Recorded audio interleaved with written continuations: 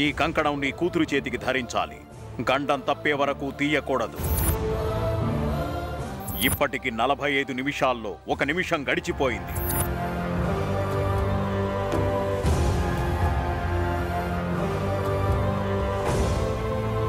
జరిగిన అవమానం గురించి ఆలోచిస్తున్నావమ్మా? కాదురా, జరగని పూజ గురించి ఆలోచిస్తున్నాను.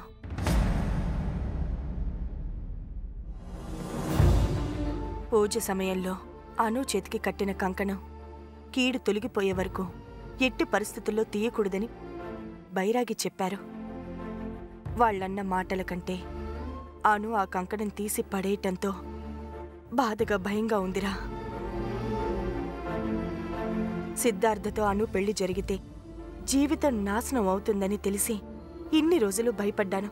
కానీ ఆ పెళ్ళైతే ప్రాణానికి ప్రమాదం అని తెలిసిన దగ్గర నుంచి ఆ భయం ఇంకా ఎక్కువైంది జై. అసలు సునందకి సిద్ధార్థకి బైరాగితో మాట్లాడిన విషయం ఎలా తెలిసింది? అదే అర్థం కావడం లేదురా. Sorry aunty. నువ్వెందుకు సారీ చెప్తున్నావు మహాలక్ష్మి? అంటే సునందకి ఆ విషయం చెప్పింది నేనే. నీకు అసలు బుద్ధుందా? ఎవరికి ఏ విషయం చెప్పాలో చెప్పకూడదో కూడా తెలీదా? నువ్వు ఆలోచించకుండా చేసిన పనుల వల్ల ఎవరికి ఎన్ని సమస్యలు వస్తున్నాయో అర్థం అవుతుందా? జై, తన మీద కోప్పడితే తనేం చేస్తుందిరా పాపం. వాళ్ళెలాంటి వాళ్ళో చెప్తే మన వాళ్లే నమ్మడం లేదు. మహాలక్ష్మికేం తెలుసు? నక్క జిత్తులు ఉపయోగించి సునంద అడిగుంటుంది.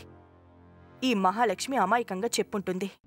ఇన్ని రోజులు మిమ్మల్ని మీ అబ్బాయిని అంకుల్తో అనవసరంగా మాటలు అనిపిస్తున్నారని వాళ్ల మీద కోపంగా ఉన్నా కూడా వాళ్ల ప్రవర్తన విషయంలో అంకుల్ అంత గట్టిగా నమ్ముతున్నారు కాబట్టి మీరేమైనా పొరపాటు పడుతున్నారేమో అని అనిపించిందా ఆంటీ? కానీ మీ అమ్మాయి ఏమైపోయినా పర్వాలేదని పూజ ఆపించారంటే వాళ్ళు ఎంత ప్రమాదకరమో అర్థమవుతోందా ఆంటీ?